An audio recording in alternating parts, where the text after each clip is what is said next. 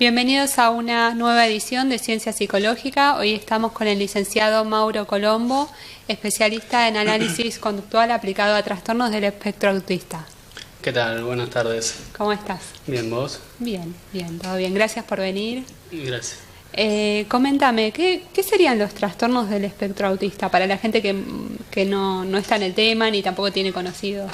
Los trastornos del espectro autista son, valga la redundancia, un trastorno del neurodesarrollo, como lo conceptualiza ahora el DSM-5, que se caracteriza por diferentes problemas que afectan a la vida cotidiana del sujeto. Entre ellos suelen existir hipersensibilidad a diferentes estímulos sensoriales, pueden ser auditivos, olfativos, táctiles, una mezcla de varios de estos, intereses restringidos, dificultades en las habilidades sociales y también dificultades en la adquisición y la comprensión del lenguaje en diferentes niveles. Se le llama espectro justamente porque hay una variabilidad muy amplia y tenemos desde sujetos que tienen afectadas todas las áreas de su vida y son potencialmente incapaces de hacer tareas mínimas de autovalimiento, hasta sujetos que tal vez tienen intereses restringidos, pueden ser brillantes en sus áreas, pero son incapaces para realizar algunas cosas o tienen dificultades a nivel social, por ejemplo. Es un espectro porque hay mucha variación en cuanto a la presentación de los síntomas y la amplitud que tienen. Quizás te haga una pregunta muy obvia, ¿no? Pero ¿es fácil para los padres darse cuenta de estas características y que su hijo tal vez tenga algún...? No es tan fácil, si bien hay diversas señales que empiezan a presentarse ya a partir de los 6 meses, pero bueno, es importante estar informados sobre cuáles son las primeras señales de alerta justamente para detectar esto. Y también es muy importante porque los padres muchas veces eficazmente reconocen cuáles son aquellas señales que los niños están presentando anormales y cuando van al médico a constatar son estos los que en un afán de tranquilizar a las familias les dicen no, bueno, espera un poquito más, es un poco vago para hablar o para mirar a los ojos y muchas veces hace la diferencia entre un diagnóstico temprano y no. Pero para un padre a los 6 meses ya puede observar si el niño cuando él le sonríe, si tienen atención conjunta, es decir, si miran ambos hacia el mismo lado, si es capaz de mirarlo a los ojos ya un poco más adelante. Entre los 6 y los 18 meses que empiece a vocalizar, que pueda responder a su nombre, que muestre un interés por otros niños o por adultos. Si estas señales, si estos comportamientos están ausentes o disminuidos, puede ser una buena iniciativa consultar con un médico para iniciar un proceso diagnóstico. ¿Y cuál es la importancia de un diagnóstico temprano? Y en cuanto a lo que es la evolución posterior es fundamental. Hay muchos estudios realizados no solo desde el análisis conductual, sino a lo largo de todos los tipos de abordajes, en los cuales demuestran que cuanto más temprano es la detección y el inicio de tratamiento, mejor evolución hay en cuanto al resto de las capacidades, ya sean habilidades sociales, cognitivas, comprensión y desarrollo del habla, intereses restringidos, inclusive a nivel sensorial, el que puedan tolerar mejor aquellos estímulos que les resultan intolerables o aversivos. Bien. Mauro, ¿cuál es la prevalencia de estos trastornos? Actualmente es algo que ha ido variando a lo largo del tiempo. Anteriormente, hace varias décadas atrás, se hablaba de 1 cada 1000, después se empezó a hablar de 1 cada 100. Hoy actualmente es la proporción de 1 cada 68. En Argentina no tenemos datos certeros, faltan estadísticas, de la misma manera que faltan en otros trastornos, pero faltan estadísticas fiables, si bien hubo diferentes iniciativas de municipios o provincias, no se llegó a ninguna, pero en el resto del mundo es aproximadamente de un nacimiento cada 68, lo cual es bastante alto y sí. Habla así de empezar a visualizarlo como un problema futuro, si estamos hablando de un trastorno que afecta la vida del individuo en todas las áreas y de los costos que tiene para el individuo, para la familia y para los servicios de salud. Y el análisis conductual aplicado es uno de los tratamientos, es el tratamiento, digamos, mejor validado. Diversas guías lo ubican como el tratamiento más efectivo, es con seguridad el tratamiento más estudiado, se viene aplicando con todas las variaciones que ha tenido desde los años 60, desde alrededor de 1960. Si bien hay diferentes tratamientos que tienen evidencia, muchas guías lo ubican como el tratamiento por excelencia, por las características propias que tiene en cuanto a abordaje. Bueno, ¿podrías comentarle a la gente en qué consiste?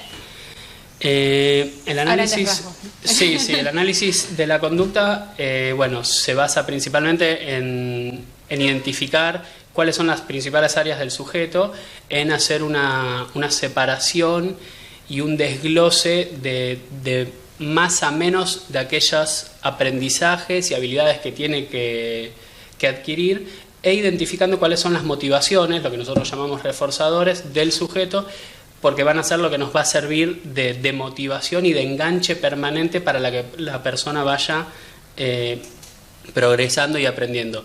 Empezamos tomando lo que es el área del lenguaje, el área social, el área inclusive de juego, cognitiva, motora, es decir, un análisis conductual aplicado en autismo abarca todas las áreas del sujeto, no solamente lo que puede denominarse tradicionalmente lo psicológico, sino que inclusive las áreas de autodolimiento, lo que se conoce como ABD, habilidades de la vida diaria, son parte del tratamiento de una persona con TEA desde el análisis conductual. Está bien. Y el abordaje ABA, los objetivos, ¿cuáles vendrían a ser? El análisis conductual aplicado básicamente se encarga, no solo en autismo, de desarrollar las mejores o habilidades que sean funcionales para el sujeto. Por eso digo, no solo para autismo, porque si no, personas neurotípicas se pueden ver beneficiados de esto. En este sentido, para autismo es lo mismo. Es que el sujeto pueda desarrollar aquellas habilidades que le sean funcionales en su día a día, que pueda adquirir la mayor autonomía posible que pueda obtener. No se busca necesariamente normalizarlo con un sujeto neurotípico, pero sí que pueda alcanzar sus máximos logros. Y a su vez, mediante el análisis funcional y mediante diversos tipos de herramientas, disminuir aquellas conductas que son problemáticas y que muchas veces entorpecen la adquisición de aprendizajes, como pueden ser determinadas estereotipias o determinadas conductas, problemas que se van generalizando y obstaculizan el desarrollo de otras capacidades. Sí. Maura, te podría pedir que des algún ejemplo en relación a una conducta típica, tal vez, no sé, un berrinche, ¿cómo lo conceptualizaría? Bueno, a diferencia de lo que quizás se conceptualiza desde otros abordajes, nosotros más que en la forma, lo que consideramos el berrinche, tirarse al piso, patalear, llorar, golpear a uno o a otras personas, nos fijamos en cuál es la función que tiene ese comportamiento en ese momento en la vida del sujeto. Nosotros siempre tenemos la hipótesis o la premisa de que el comportamiento se mantiene por las consecuencias que generan el ambiente. En autismo y en trastornos del desarrollo en general esto es muy patente y es muy evidente, porque los niños muchas veces tienen déficits comunicacionales, es decir, no pueden comunicar aquello que les sucede o aquello que desean. Entonces, como mecanismo natural está, así como en los bebés está el llanto por el frío, por el hambre, suelen aparecer estos problemas de conducta que se empiezan a generalizar en los niños. Nosotros, independientemente de la forma que tengan, buscamos entender, como te decía, la razón. Entonces, el análisis funcional consiste básicamente en comprender o en tener como un marco de referencia qué es lo que sucede antes, cuál es el comportamiento que queremos ver y qué es lo que sucede después. Un berrinche clásico que cualquier padre o cualquier persona que esté viendo a un padre lo puede observar es el del niño que pasa frente a un kiosco o a una juguetería, por ejemplo. Empieza a pedirle al padre que quiere que le compre algo, este le dice que no, empieza a insistir el nene, este le dice que no, se puede tirar al piso, por ejemplo, y ponerse a llorar. Bueno, si el padre en ese momento accede a la petición del nene, está reforzando inadvertidamente, sin ser él consciente de esto, el comportamiento berrinche del niño. Entonces va a ser más probable que en situaciones futuras se comporte de esa manera. Pero bueno, como te decía, independientemente de lo que sea el berrinche, acá lo importante es la consecuencia, que es lo que el niño obtuvo a través de eso. Nosotros buscamos entender la función del comportamiento siempre y en todo caso darle herramientas al niño y a la familia para evitar y disminuir esto. Al niño no es solamente que le vamos a decir no te vamos a comprar nada y que llore 5 días en el suelo, sino en todo caso trabajar habilidades comunicacionales en este caso para que pueda expresar lo mismo de una manera más adaptativa. Se trabaja mucho con los padres, me imagino, ¿no? Se trabaja de manera permanente con los padres. De hecho, los padres en un abordaje de análisis conductual, lo decimos en chiste y en serio, pero tienen que ser coterapeutas nuestros. Es decir, ellos tienen que comprender de la misma manera que nosotros la lógica que manejamos. Tienen que ser capaces de entender si están reforzando o no un comportamiento, si están extinguiéndolo o aplicando un refuerzo diferencial. Porque de otra manera queda la terapia restringida a lo que es el consultorio, lo que es el ámbito de terapia, y en la casa los niños siguen comportándose de la misma manera. Entonces, asesoramos permanentemente a los padres, recibimos sus devoluciones y nos van comentando cuáles son las situaciones que se van originando día a día en la casa. Analizamos, realizamos estos análisis funcionales, como te decía, e intervenimos. Es un feedback y un ida y vuelta permanente en el cual lo esencial es que ellos entiendan nuestro modo de abordaje. Mauro, ¿este tipo de abordaje con el que vos trabajás es el más habitual en Argentina? No, más bien está creciendo en estos momentos, pero no. Hoy en día no sabría decirte cuál es el más habitual porque desde hace unos años hubo un cambio en lo que es la demanda de los padres hacia los terapeutas. Argentina tiene una tradición de psicoanálisis en lo que es terapia y en trastornos del desarrollo no era la excepción, y en los últimos años creo yo, porque tampoco tenemos datos certeros, que está habiendo un cambio y los padres, gracias a las redes sociales, a difusión y a demás factores, están pidiendo otro tipo de abordajes. Sin embargo, también en Argentina está lo que se llama TCC, que no es exactamente lo mismo que ABA, aunque tienen cosas parecidas, y podría decirse que hoy o entiendo que está entre psicoanálisis y TCC, si bien todo lo que es análisis de la conducta está creciendo y lo veo como con un interés mayor de parte de padres y también de terapeutas que buscan formarse en esas áreas. Bien. ¿Qué más te gustaría contarnos en relación a esto? Quizás me gustaría hacer un poco de hincapié en lo que decía antes, en la importancia del desarrollo de la detección temprana, que marca realmente una diferencia. No es lo mismo empezar a tratar a un niño a los 7, 8 años que empezar a tratarlo a los 3, 4, por más que muchas veces desde ciertas corrientes se critique el abordaje tan temprano. Es lo que ha demostrado a lo largo de varias décadas de estudios que desarrolla mucho más el potencial de los niños.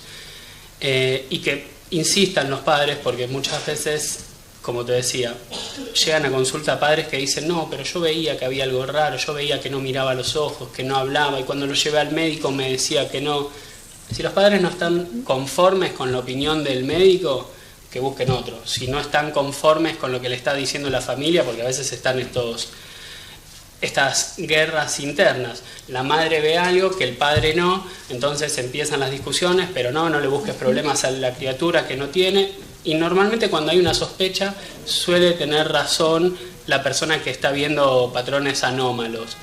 Bueno, que consulten, que a pesar de todo consulten, porque hoy en día entre que se empiezan a detectar estas anormalidades en el desarrollo y la confirmación del diagnóstico pasan en promedio 2 años, con lo cual el niño pierde 2 años entre ir a un especialista, otro, evaluaciones acá, evaluaciones allá, que podrían ser aprovechados por medio de un tratamiento eficaz. Bueno, te agradezco mucho haber venido. No, gracias a vos muy por la interesante lo que nos comentás, sobre todo, en términos de diagnóstico temprano, ¿no? De empezar a evidenciar algunos síntomas, a saber dónde... Que circule sí. Información y que los padres sean capaces de... que los padres muchísimas veces están más informados que los mismos profesionales, médicos, psicólogos, etcétera. Pero que sea conocido por todos para evitar que los niños pierdan tiempo que podría ser aprovechado. Claro, que no se cansen de buscar. Que no se, sí, si ven algo que no les gusta, que no se cansen de buscar, sí. Bárbaro. Bueno, muchísimas gracias, No, Mauro. gracias a vos. Y gracias por acompañarnos.